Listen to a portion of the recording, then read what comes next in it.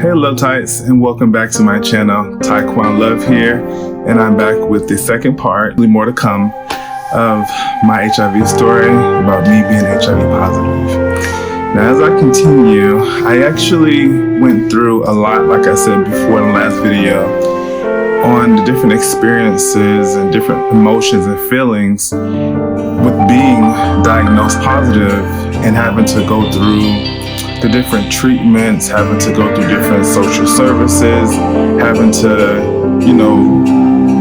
tell people who I come into sexual contact with, if at all, that I am positive, which was, I would say, the hardest thing to do, because once you tell someone that you are positive prior to you, getting intimate or getting to know somebody, it can be a really, really tricky conversation, a really touchy conversation. It can be a conversation that can, make you feel like you're walking on eggshells because you fear rejection. You fear that this person, whether it be a male or a female, all of you out there are different.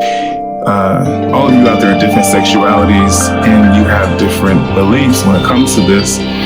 But what I will say is that every time that I would have this conversation, it would be so hard to where I would basically keep it to myself, which I know is wrong, but I would keep it to myself until I got really serious with this person. There have been times where I felt as if, and I know there are many people who may, hate me for this or go against me or think I'm wrong for this, but if I'm using protection with someone else and I am positive and I don't share that, I felt at the time that it was okay.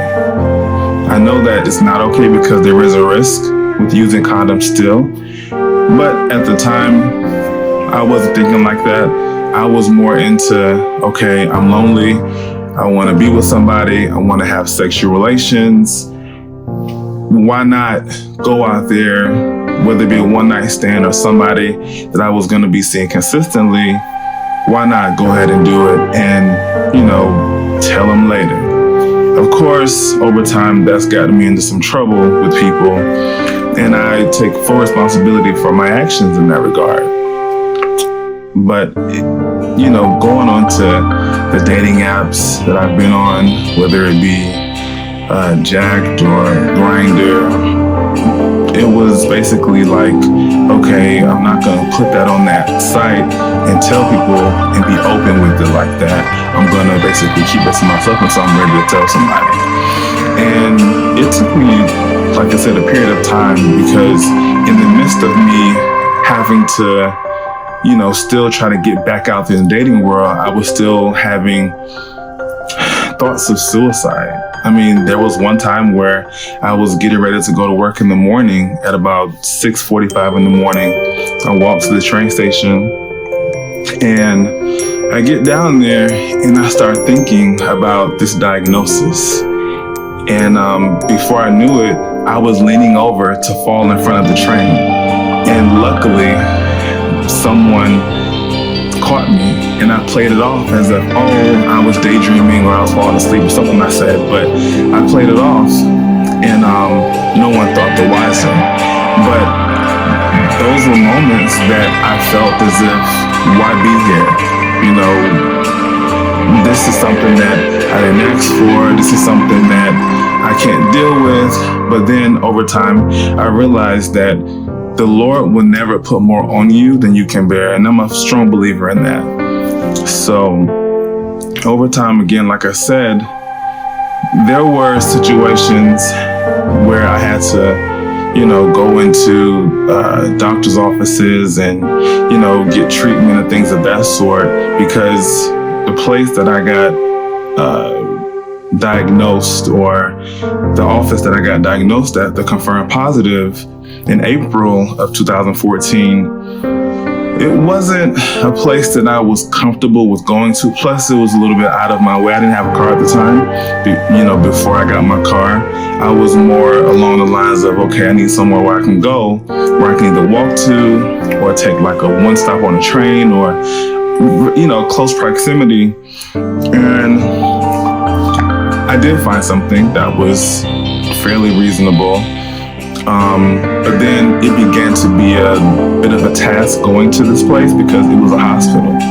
And this hospital was filled with people who were, on social assistance and things of that sort, where I didn't feel very comfortable. I won't even lie to you. So I decided to pick up and leave there too within a number of maybe 2 months.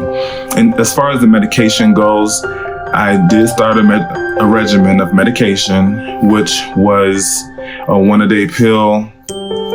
It was something that the doctor had prescribed and said, hey, just take this. And, if you want to start, you can. You don't have to. But I chose to start because I felt like I needed to.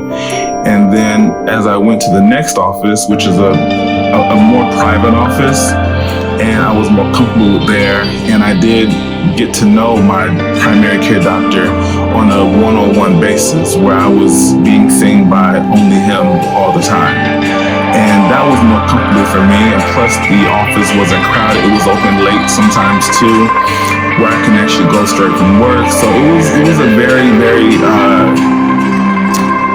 how would I say this? It was a very easy experience at that location. So I stuck with them for a while, actually.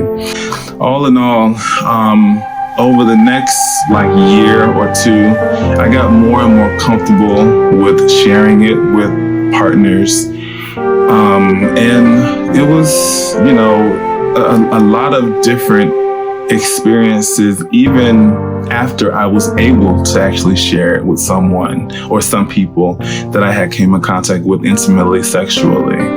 So please stay tuned for more, and I'll get to tell you more about those experiences with those people that I actually got a chance to, tell about my HIV status and that I'm positive and that I'm undetectable and things of that sort. So thank you again. Love Tyques for watching. Please hit the subscribe button. Drop down in the comments below. Let me know how you're feeling. Let me know what you're thinking. And until next time, I will see you on the next video. Thank you for your services.